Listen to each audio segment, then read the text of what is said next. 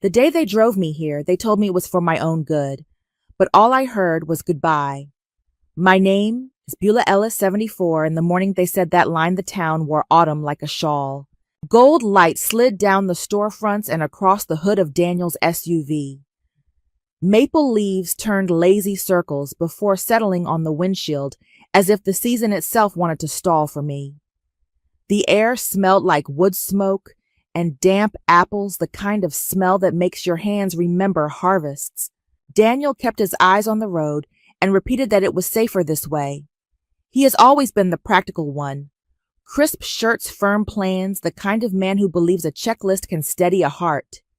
He spoke in that careful voice people use with a skittish horse. Laura sat in the back, tapping through emails lips tight with a meeting she would join as soon as she could find the Wi-Fi. She said the center had excellent reviews and that I would make friends. She added that my house had stairs and that stairs were statistics. Mark rode beside me in silence. He is the middle child twice over, always sliding between storms. When our eyes met in the mirror, he looked away and said we should focus on the positives. Maple Grove appeared at the end of a long drive lined with blazing maples. The brick glowed like a cooling ember. A fountain whispered in the courtyard, and the water held a scatter of leaves like small boats headed nowhere. Inside, the floor was clean, and the shine smelled faintly of lemons. A television murmured the morning news in a voice set to low comfort. A cart rolled by with oatmeal and cinnamon, and I felt hunger and grief bump shoulders inside me. Daniel told the receptionist that we had an appointment. He added that he had handled the paperwork because I get overwhelmed. Laura glanced at her watch and said we needed to be efficient. I nodded as if I agreed. In my head, another scene unspooled the kitchen 30 years earlier, when my hands were quicker and the table was loud. The roast clicked in the oven, the radio played soft Motown, and the boys used their forks like drumsticks until their father cleared his throat with fake thunder. We blessed the food without looking at the clock. Laura bragged about a spelling bee ribbon, and Mark tried to trade green beans for rolls. Daniel calculated slices to make sure no one was cheated fair down to the crumb. That dining room was small and everything fit.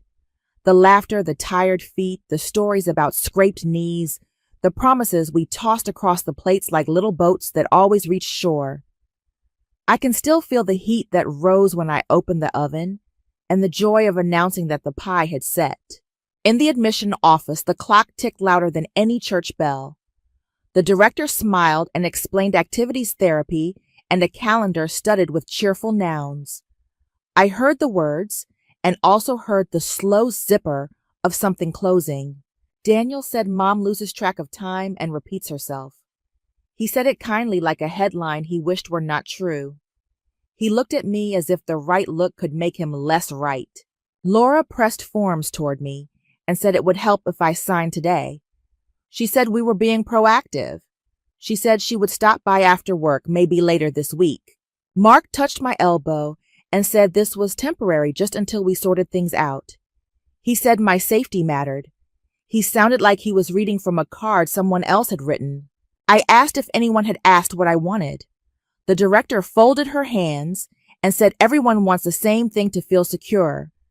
Daniel said I would thank them someday. We walked the corridor toward my room. Doors stood ajar like mouths about to speak. From one room came the clicks of knitting needles, from another, a cough that sounded like a branch breaking. My room was neat, and waiting bed made curtains open to a slice of blue. A vase held 3 sunflowers with their faces turned to the window.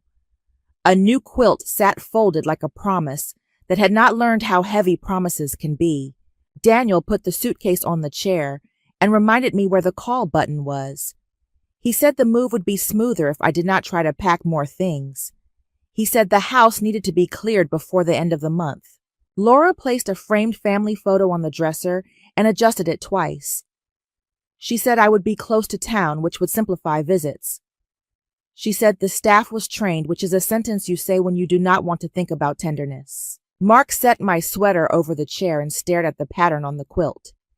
He said he would take care of the garden and that my peonies would not miss a season. He said he would call tonight. I tried on my new life the way you try on a pair of shoes at the store, walking a slow circle to see where it rubs. I touched the wall with my fingertips. I listened to the soft cartwheels and the softer sighs that float in places where days line up. They hugged me like people who are late. Daniel's arms were brief and firm. Laura's held a phone and a promise Mark's lingered and then let go. I watched them walk down the hall, 3 silhouettes that used to tug at my skirt and now tugged at their calendars. I sat on the bed and counted my breaths until the door clicked. I thought about the smell of Sunday gravy and the sound of fork tines against heavy plates and a vinyl record that always skipped on the same lyric. I thought about the way boys become men while you are rinsing dishes. A nurse helped me find the dining room for lunch. She had kind eyes and the weary grace of someone who keeps showing up. She told me the soup was chicken and that the rolls came warm. I smiled and thanked her and kept the rest inside. There are things you carry close because they are the only steady heat you have left. There are things you do not say until the room is ready to hear them. The day they drove me here, I heard goodbye and also heard the click of another door opening far away. Last week, a lawyer called with news from California. My sister kept a secret, and now it is mine, and if I choose to use it, everything about this place and my place in it will change. A week after I arrived at Maple Grove, the phone in my room rang with a voice from another life. The lawyer's tone was measured, but the words spilled like light through a crack. My sister in California had passed and left me $6.8 million. I sat very still, tracing the armrest with my thumb, and let the number settle in like a seed looking for soil. That afternoon, I asked the front desk for the public records terminal in the library. The computer was slow but steady.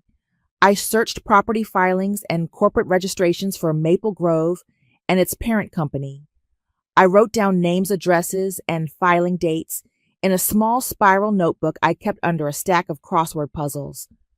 I learned the chain owned 3 facilities in Oregon, each under the same holding company, each leveraged with loans that made them vulnerable. At night, I called the attorney back and asked what it would take to buy them quietly.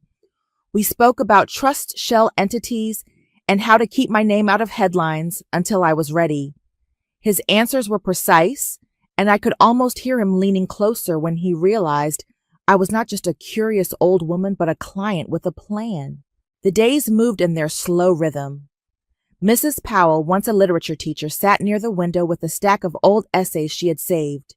She would read aloud a paragraph and then stare into the air as if the chalkboard might reappear if she waited long enough.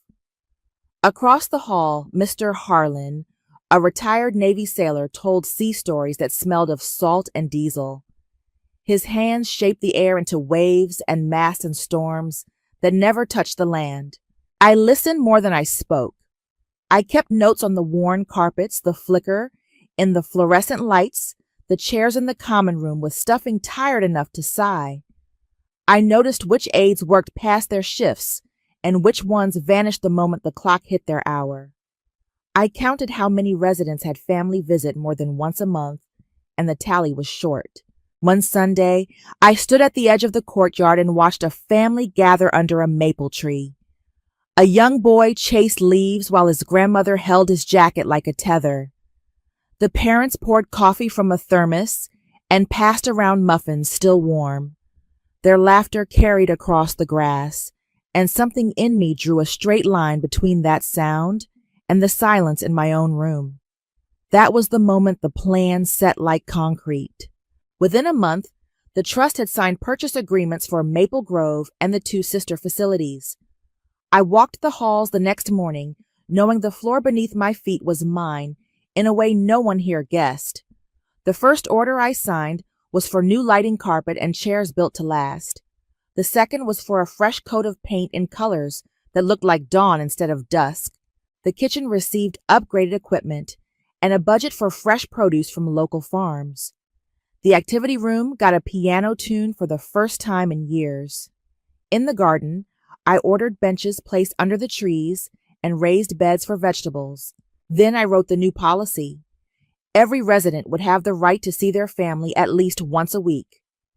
Families who could not make that commitment would have visiting hours limited to the weekends, a rule meant not to punish, but to protect the time that mattered. I signed it with a pen that felt heavier than its weight. I kept my name off the memos and my face out of the staff meetings. The changes rolled out like quiet tides, lifting the place without anyone seeing the moon behind them. I walked the corridors at night, listening to softer laughter, smelling better coffee, feeling the hum of a place that was waking up. In the mirror, I looked the same, but under my skin there was a steadiness I had not felt since the house was mine and the children were small. I was no longer just a resident. I was the keeper of this space, and I was not done yet. The first call came from Daniel. The receptionist at Maple Grove told me later that his voice was low but sharp, each word clipped as if he were reading charges in a courtroom. He demanded to know who thought it was reasonable to tell him how often he could see his own mother. The next morning, an email from Laura landed in the administration inbox, 3 paragraphs of corporate outrage that accused the facility of abusing its authority. Mark never called or wrote, but when I saw him in the hallway, his jaw was set tight enough to ache. 3 days later, the administrator called me to her office and said the children had requested a formal meeting. The conference room was bright with tall windows and a polished table surrounded by leather chairs. A framed chart of Maple Grove's mission hung on one wall, a strategy map on the other. A pot of coffee steamed in the corner, its scent heavy in the still air.